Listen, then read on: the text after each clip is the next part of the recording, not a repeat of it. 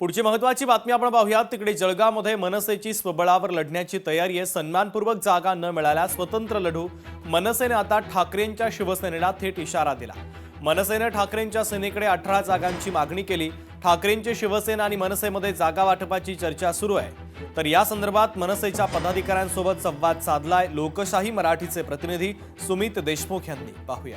तर आपल्यासोबत मनसेचे पदाधिकारी जुडलेले आहेत, त्यांच्यासोबत आपण बातचीत करणार आहोत। शिवसेना ठाकरे गटाला 38 जागा मिळालेल्या आहेत। महाआघाडीची फॉर्म्युला ठरलेला आहे। राष्ट्रवादी शरद पवार गट असेल यांना 37, तर ठाकरे गट यांना शिवसेनेच्या ठाकरे गटाला 38, त्यामधून तुम्हाला जागा देणार आहे। तुमची कशी मागणी असणार? नक्कीच सन्माननीय राजसाहेब ठाकरे यांनी काल शिवतीर्थावर आम्हाला बोलवून घेतलं होतं।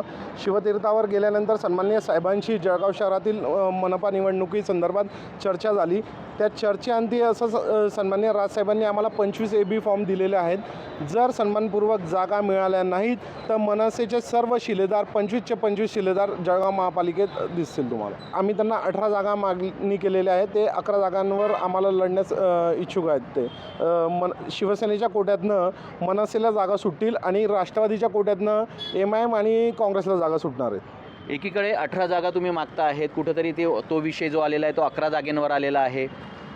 तुम्हाला जर मानसन्मानासह जर जागा नाही मिळाल्या तर तुमचं काय पाऊल असेल? महाराष्ट्र नवनिर्माण सेना ही महानगरपालिका स्वतंत्र लढेल। राष्ट्रवादी शरद पवार गट असेल, उद्धव बाळासाहेब ठाकरे शिवसेना गट असेल, हे कशा पद्धतीने जागा वाटप करतं याकडे सर्वांचंच लक्ष लागलेलं आहे। सुमित देशमुख, लोकशाही मराठी, जळगाव। पुढची बातमी आपण पाहूयात। नितीन देशमुख हे राष्ट्रवादीमध्ये प्रवेश करण्याच्या चर्चा राजकीय वर्तुळामध्ये रंगलेल्या होत्या।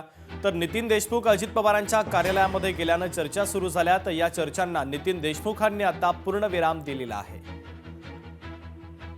केलेला आहे राष्ट्रवादी काँग्रेस पक्षासाठी। प्रसंगी जेलमध्ये गेलेलो आहे। विधान भवनातला जो झालेला प्रसंग आहे त्याच्यामुळे मला कधी कधी बोलतात की वादग्रस्त। तुम्ही सगळ्यांनी बघितलं असेल की त्याच्यावरती माझ्यावरती हल्ला झाला, हल्ला रोखण्याचा प्रयत्न केला।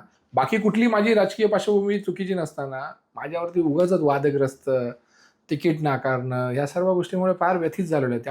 60 वर्षावरील तरुण म्हणजे आता एखाद्याच्या वयावरनं मला बोलायचं नाही, पण 60 वर्षाचे उमेदवार जर निवडत असतील, 4थी 7वीचे उमेदवार जर निवडत असेल तर त्याला काय त्या लोकशाहीला फायदा आहे सांगा ना। हां, सामाजिक जीवनामध्ये काही थांबलो नाही आहे। एकदा ठीक आहे, एक संधी हुकली म्हणून काय सगळ्याच गोष्टी हुकत नाही असं नाही आहे। पुढे भविष्यामध्ये परमेश्वराने जर अजून काही चांगली संधी दिली तर करू आपण। भारतीय जनता पक्षामध्ये आता नाराजीचा सूर वाढताना दिसतोय। धारावीतील कार्यकर्त्यांनी वसंत स्मृती कार्यालयामध्ये निदर्शनं केली। रवी राजांना तिकीट दिल्यानं नाराजी व्यक्त करण्यात आलेली आहे। त्यामुळे आता भारतीय जनता पक्षामध्ये नाराजीचा सूर वाढल्याचं चित्र आहे।